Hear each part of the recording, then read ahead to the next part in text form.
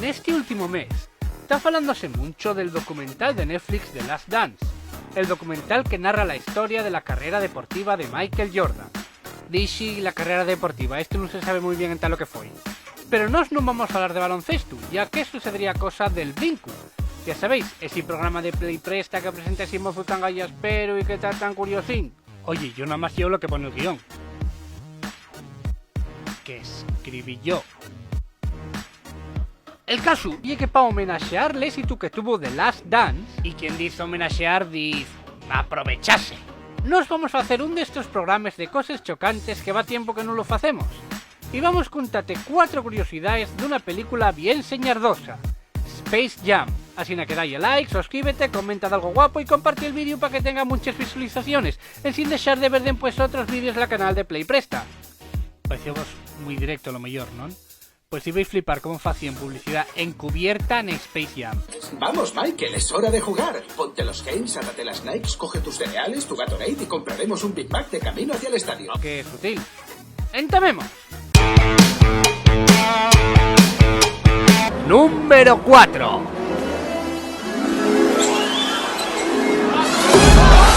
Space Jam estrenóse en 1996, pero ya se rumiaba la idea en 1992, cuando Michael Jordan fixo un anuncio de los sos playeros junto a Bugs Bunny.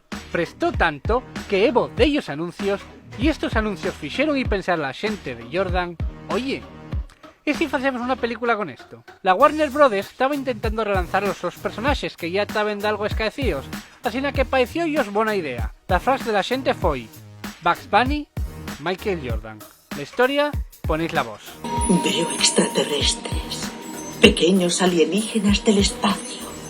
Entraron por la fuerza en vuestro cuerpo. Necesitan vuestro talento para ganar un partido de baloncesto contra Bugs Bunny. También veo a Michael Jordan absorbido por un hoyo de golf por criaturas peludas. Vale, tan idio que d'algien d'un fixo la súa parte del trato. What were they thinking? Número 3. Campo, aparte del baloncesto, en los que se ve incapacitado para actuar. No, solo era una pregunta. Lo guapo de Space Jam fue que no contó nada más con Michael Jordan como gran estrella de la película, sino con de ellos cameos de grandes estrellas de la NBA de la época: Charles Barkley, Larry Johnson, Patrick Ewing, Shaw Bradley, Maxi Bogues y hasta Larry Bird, que yo siempre me entregué por qué no lo agarraron a él también los Looney Tunes. Tienenlo a tiro, joder, que puedes tener en el tu equipo a Michael Jordan y a Larry Bird. Bueno, ya igual. La cosa es que puede llamar la atención que no aparecieran otros jugadores de aquellos Bulls tan legendarios. Aunque es verdad que el eterno segundo de Jordan, Scottie Pippen, iba a participar en la película, pero según contó en una entrevista, estaba recuperándose de una lesión y no fue a participar. Tal como trataba Michael Jordan a los dos compañeros, no me extrañaría que en el guión original fuera a él al que aplastaran los monstruos al final de la película. Sí, claro. Número 2. Nice kaboom, Wiley.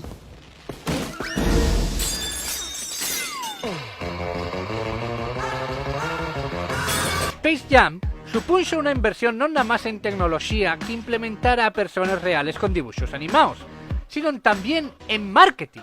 Invirtieron, entre otras cosas, en una página web para que cualesquiera pudiera entrar y ver trailers, semelles, datos curiosos, descargar salvapantallas. La generación Z ni sabe que y eso ya, de algo que suena viejo, pero que ya era bien novedoso en 1996. Y lo más curioso es que la web sigue en activo y puedes visitarla de Reus si entres en spacejam.com. Y está tal cual la diseñaron en el submomento. Y es como viajar en el tiempo. Número 1. Aquel partido de Los Ángeles, nunca lo olvidaré. Antes del encuentro fui al McDonald's y me pedí un Happy Meal. Le dije, hola, soy Michael Jordan y de juguete del Happy Meal quiero a Charmander. Bien, recibí mi Happy Meal con el Actimel incluido y me había dado a Bulbasaur. El hijo de me había dado a Bulbasaur. El hijo de me había dado a Bulbasaur. Era lo único que necesitaba para motivarme. Metí 910 puntos en un... Que quede nidio que el traballo de los traductores en el audiovisual paezme ablucante, meritorio y a infravalorado. Si casi, home, son humanos y siempre tienen fallos. Y en películas de baloncesto nótase cuando non controlen. El mi ejemplo favorito ye este. Bien. Primera jugada. El defensa lanza al centro. El centro se desplaza hacia abajo, finge tirar y pasa al delantero. ¿Qué debe hacer? Defensa, delantero, pero non lle baloncesto. Perai. A ver qué dice en el original. All right. First play. Guard inbounds to the center. Center moves down court, fakes right, passes to the forward. And what does he do? Ah, meca. That's just stupid. O este otro de aterriza como puedas. Un momento, yo te conozco. Tú eres Karim Abdul-Jabbar. Juegas al baloncesto con los Lakers de Los Ángeles. Los Lakers de Los Ángeles. Los Lakers de Los Ángeles. Los Lakers de Los Ángeles. Calla, guaje, sangrenme les orelles. Y claro, Space Jam nunca es senta de eso. Imagináis cómo quedé de guaje cuando Barkley dice esto. Amaro, y entonces aquella chica, que medía 1,5 metros, bloqueó mi disparo. ¿Recuerda cuando empezó a tener ese sueño? Le repito que no fue un sueño. ¿Qué dices? ¿En qué película estamos? ¿A quién disparó? ¿Pero qué es esto?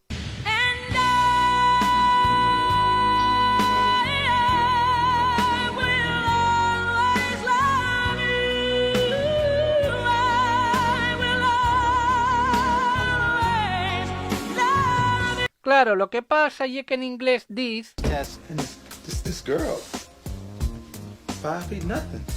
Block my shot. Block my shot, literalmente ye, bloqueó el mío disparo.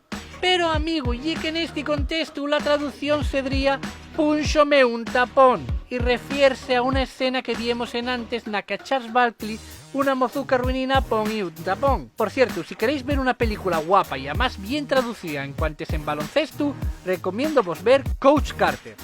Y hasta aquí de algunas cosas chocantes de Space Jam.